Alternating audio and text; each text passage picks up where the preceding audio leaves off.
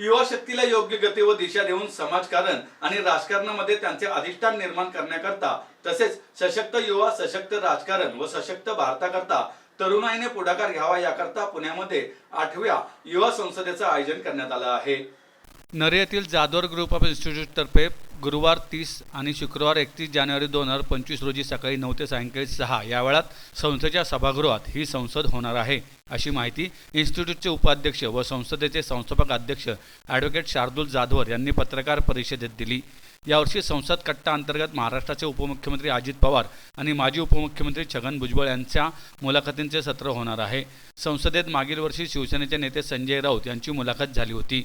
माजी कॅबिनेट मंत्री महादेव जानकर, माजी राज्यमंत्री सदाभाऊ खोत, स्वाभिमानी शेतकरी संघटनेचे अध्यक्ष राजू शेट्टी, गणराज्य संघाच्या संस्थापक अध्यक्ष सुषमा अंधारे, ज्येष्ठ पत्रकार संजय आवटे, सावित्रीबाई फुले पुणे विद्यापीठाच्या व्यवस्थापन परिषदेचे सदस्य राजेश पांडे, भारतीय छात्र संसदेचे अध्यक्ष राहुल कराड, जाधवर ग्रुप ऑफ इन्स्टिट्यूटचे अध्यक्ष प्राचार्य डॉक्टर सुधाकर जाधवर हे या संसदेच्या कार्यकारिणीमध्ये आहेत। संसदेत देशभरातील राजकारण, समाजकारण आणि विविध विषयांतील तज्ज्ञांशी थेट संवाद साधण्याची संधी महाराष्ट्रातील तरुणांना मिळणार आहे। महाराष्ट्रातून सुमारे 15,000 विद्यार्थी संसदेत सहभागी होणार आहेत।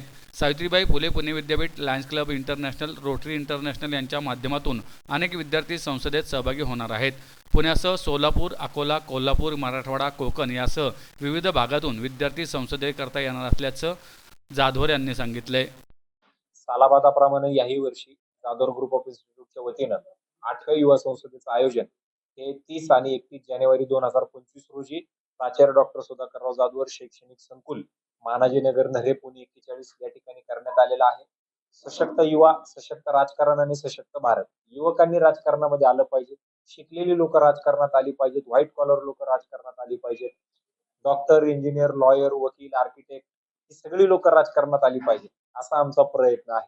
ज्यावेळेसला शिकलेली लोक राजकारणात येतील त्यावेळेसला नक्कीच राजकारणाला आणि लोकतंत्राला नवनवीन संकल्पना मिळतील आणि हा देश महासत्ता करण्यासाठी म्हणून युवकांचे नवीन विचार आता मिळणं हे मोठ्या प्रमाणावरती आवश्यक अशी गोष्ट त्याच्यामध्ये झालेली आहे।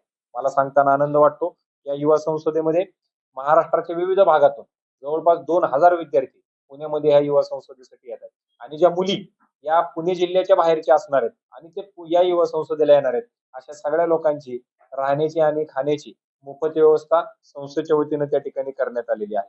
या युवा संसदेमध्ये पहिलं सत्र ग्रामसभा ते लोकसभा, दुसरं सत्र राजकारणातील व समाजकारणातील महिलांचा सहभाग, तिसरं सत्र माध्यमे राजकारण घडवतात, चौथं सत्र विजन भारत 2029, पाचवं सत्र सशक्त युवा, सशक्त राजकारण आणि सशक्त भारत, 6वं सत्र दुसरा संसद कट्टा म्हणून त्या ठिकाणी माजी मुख्यमंत्री छगनराव भुजबळ साहेब यांचा इंटरव्ह्यू आणि तिसरा संसद कट्ट्यामध्ये आपण उपमुख्यमंत्री अजितदादा पवार साहेब यांचा इंटरव्ह्यू, अशा पद्धतीने या कार्यक्रमाचं आयोजन नियोजन केलेलं आहे। मी आपल्या सगळ्यांना, या देशाला जर आपल्याला एक संघ ठेवायचा असेल, आपल्या सगळ्या युवकांना जर त्या ठिकाणी चांगल्या दर्जाच्या सुविधा पाहिजे असतील, आपल्याला जर हा देश आणि या देशातले राजकारणी हे चरित्रवान पाहिजे असतील, शिकलेली लोक पाहिजे असतील, तर या अशा युवा संसदेच्या कार्यक्रमांसारखं महत्वाचं प्लॅटफॉर्म हे आपण त्या ठिकाणी निर्माण केलेले। मी आपल्या सगळ्यांना आवाहन करतो, या कार्यक्रमामध्ये आपण 30 आणि 31 जानेवारीला पुण्यामध्ये या 8व्या युवा संसदेमध्ये सहभागी व्हावं।